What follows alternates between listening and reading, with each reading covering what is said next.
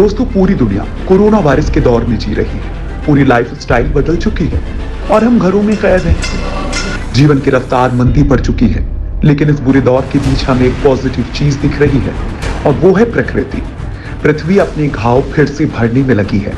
इंसान के घर पर रहने के चलते भारत के कई शहरों में प्रदूषण कम हो चुका है। नदियां साफ हो रही हैं, इतनी साफ कि पानी पीने योग्य बन चुका है। इस बीच सबसे अच्छी खबर आई थी कि ओजोन लेयर का छेद भरने लगा है। लिहाजा दोस्तों, हम आपको बताने वाले हैं कि कोरोना का नेगेटिव पॉइंट दुनिया देख रही है, लेकिन जो पॉजिटिव पॉइंट है वो आपको दिखाते हैं कि अगर आपके हाथ से एक चीज छिन रही है तो दूसरे हाथ से कहीं बेहतर मिल भी रही होती है। हम आपको दुनिया की सबसे बेहतरीन जानकारी से रूबरू करवाएं, उससे पहले आप चैनल को सब्सक्राइब कर लीजिए ताकि ऐसे रिसर्च बेस्ड जानकारी आपको मिलती रहे। और कमेंट करके जरूर बताइए कि ये सकारात्मक पहलू आपको कैसा लगा। तो चलिए दोस्तों, शुरू करते हैं। नंबर 1, साफ हो रही है धरती की हवा। भारत में लॉकडाउन के चलते हवा काफी साफ हो चुकी है। सैटेलाइट से ली गई हालिया तस्वीर में दिख रहा है कि भारत के अलग अलग शहर जो भयानक प्रदूषण से जूझ रहे थे, वहां स्थिति शानदार हो चुकी है। प्रदूषण का स्तर बहुत हद तक गिर गया है। सैटेलाइट मैप के मुताबिक 24 मार्च से लेकर 24 अप्रैल के बीच पूरे भारत में नाइट्रोजन डाइऑक्साइड कंसंट्रेशन में तगड़ी गिरावट देखी गई है। तस्वीरों से पता चल रहा है कि प्रदूषण के स्तर में 40 से 50% की गिरावट देखने को मिली है। हालांकि उत्तर पूर्वी भारत में नाइट्रोजन डाइऑक्साइड कंसंट्रेशन अब भी थोड़ा ज्यादा है, क्योंकि ये क्लस्टर पूरी तरह से कोल बेस्ड पावर प्लांट से लिंक्ड है, जहां भारत का सबसे बड़ा पावर स्टेशन विंध्याचल सुपर है। पावर प्लांट और गाड़ियों से नाइट्रोजन डाइऑक्साइड सामान्य तौर पर निकलता है। इससे पर्यावरण बहुत दूषित होता है। ऐसे में लॉकडाउन के बाद इसमें बड़े पैमाने पर कमी देखने को मिली है। नंबर 2, भर रहे हैं पृथ्वी के घाव। अगर लॉकडाउन में कुछ अच्छा हुआ है तो वो है प्रकृति की दिन प्रतिदिन बेहतर होती तस्वीर। सबसे अच्छी खबर यह है कि ओजोन लेयर का छेद भरने लगा है। इस बात की पुष्टि करते हुए साइंटिस्ट ने बताया कि आर्कटिक पर 1 मिलियन वर्ग किलोमीटर चौड़ा छेद अब बंद हो गया है। सबके लिए हैरानी वाली बात है ये, क्योंकि बचपन से लेकर अब तक इस ओजोन के बारे में हमेशा चिंता वाली बातें ही सुनते आ रहे हैं। बस पहली बार अच्छी खबर सुनने को मिली है। धरती की इस गंभीर समस्या का इस तरह से खत्म होना एक बड़ी उपलब्धि से कम नहीं है। ओजोन लेयर में 1 मिलियन वर्ग किलोमीटर क्षेत्र में फैला हुआ एक दुर्लभ छेद था, जो इस महीने की शुरुआत में वैज्ञानिकों द्वारा खोजा गया था। छेद होने के पीछे नॉर्थ पोल पर कम तापमान को माना गया था।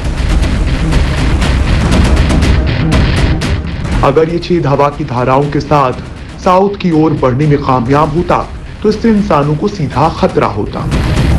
कोपरनिकन एटमॉस्फेयर ऑब्जर्वेशन सर्विस ने जानकारी दी है कि उत्तरी ध्रुव में आर्कटिक के ऊपर जो अप्रत्याशित रूप से ओजोन छेद बना था, वो पूरी तरह से बंद हो गया है। इस छेद ने पिछले महीने बहुत बड़ा आकार ले लिया था। वैज्ञानिकों को आशंका थी कि यह छेद दक्षिणी गोलार्ध तक जा सकता है, लेकिन ऐसा नहीं हुआ। वैज्ञानिकों का मानना है कि कोरोना संकट के समय इस घटना का होना महज संयोग है। वैज्ञानिकों का मानना है कि इस छेद के बंद होने की वजह समतापमंडल का गर्म होना है। अप्रैल महीने से उत्तरी ध्रुव का तापमान बढ़ना शुरू हो जाता है। इस कारण आर्कटिक के ऊपर की समतापमंडल परत भी गर्म होने लगी और ओजोन परत में ओजोन की मात्रा बढ़ने लगी, यानी वो छेद बंद हो गया। पृथ्वी के वायुमंडल में क्षोभ मंडल और समताप मंडल के बीच 15 से 30 किलोमीटर में ओजोन की बहुतायत होती है, जिसे ओजोन परत कहते हैं। ये सूर्य से आने वाली हानिकारक अल्ट्रावायलेट किरणों को रोक देती है। ओजोन परत में छेद का मतलब उस क्षेत्र में ओजोन की मात्रा बहुत ही कम हो जाना होता है। आमतौर पर ओजोन परत में छेद का मतलब अंटार्कटिका के ऊपर वाले छेद को माना जाता है, जो दशकों से बड़ा होता जा रहा है। उसके बड़े होने की पीछे की वजह वायु प्रदूषण माना जाता है।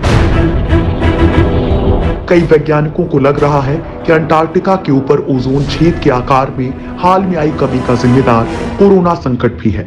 कोरोना संकट के दौरान हुए लॉकडाउन के कारण औद्योगिक गतिविधियां बंद होने से कम हुए प्रदूषण की इसमें भूमिका रही है। शायद लोग अंटार्कटिक के ऊपर ओजोन छेद के बंद होने का भी यही कारण मान रहे हैं। नंबर 3, वाह, साफ होता जा रहा है पानी। देश भर में लॉकडाउन की वजह से फैक्ट्रियां बंद हैं, कल कारखाने रुके हैं, यहां तक कि इंसान भी अपने घरों में सिमटा हुआ है। ऐसे समय में हमारी हवाएं शुद्ध हो रही हैं, नदियां साफ हो रही हैं, प्रदूषण कम हो रहा है। इस मौके का फायदा उठा रहे हैं पशु, पक्षी और जानवर। रिसर्च रिपोर्ट्स के मुताबिक दक्षिण एशिया की नदियों में मुश्किल से देखी जाने वाली डॉल्फिन, जिसे गंगेचिक डॉल्फिन भी कहते हैं, वो कोलकाता के घाटों पर दिखाई पड़ी है। डॉल्फिन शुद्ध जल में ही दिखती है। ऐसे पिछले कुछ वर्षों से नदियों का जो हाल हुआ है, उससे वो वहां दिखना बंद हो गई थी। अब ये एक अच्छा संकेत है कि डॉल्फिन घाटों में दिखाई दे रही हैं। पर्यावरणविदों के लिए भी ये आश्चर्य का विषय बना हुआ है। करीब 30 साल पहले तक गंगेचिक डॉल्फिन कोलकाता के अलग अलग घाटों पर आसानी से दिखाई पड़ती थी, लेकिन जैसे जैसे जल प्रदूषण बढ़ता गया, ये दिखाई देनी बंद हो गई। नंबर 4, नदियों के लिए वरदान बना लॉकडाउन। लॉकडाउन के कारण प्रकृति को लगातार फायदा हो रहा है।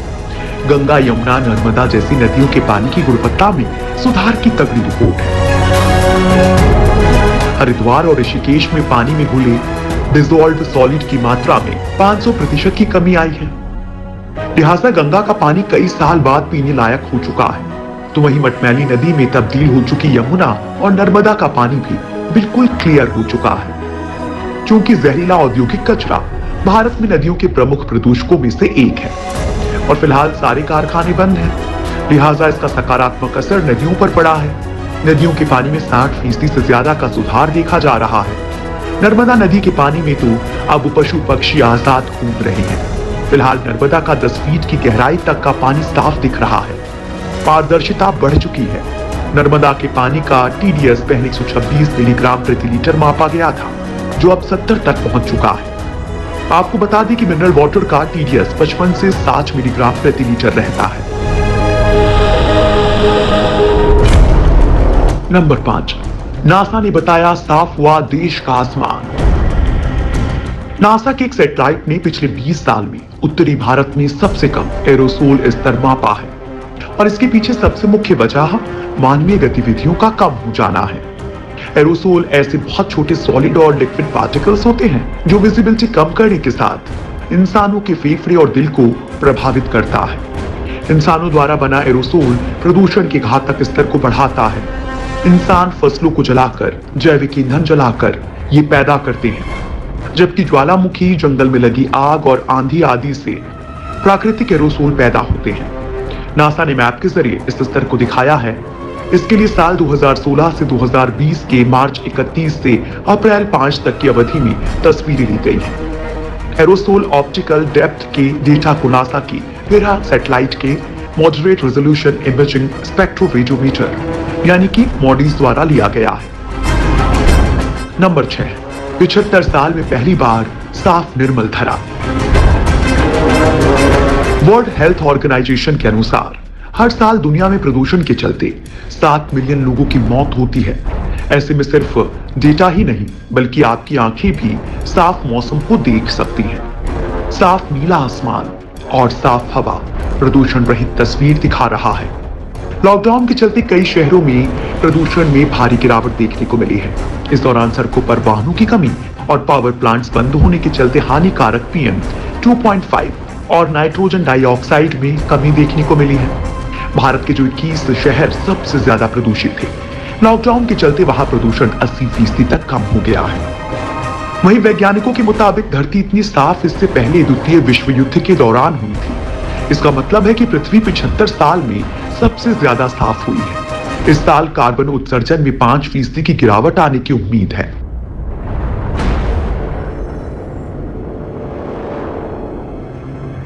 नंबर 7, मुंबई में दिखाई दिए हजारों फ्लैमिंगोस। लॉकडाउन का एक फायदा यह भी हुआ है कि सड़कों, शहरों में जानवर और पशु पक्षी आराम से घूम रहे हैं।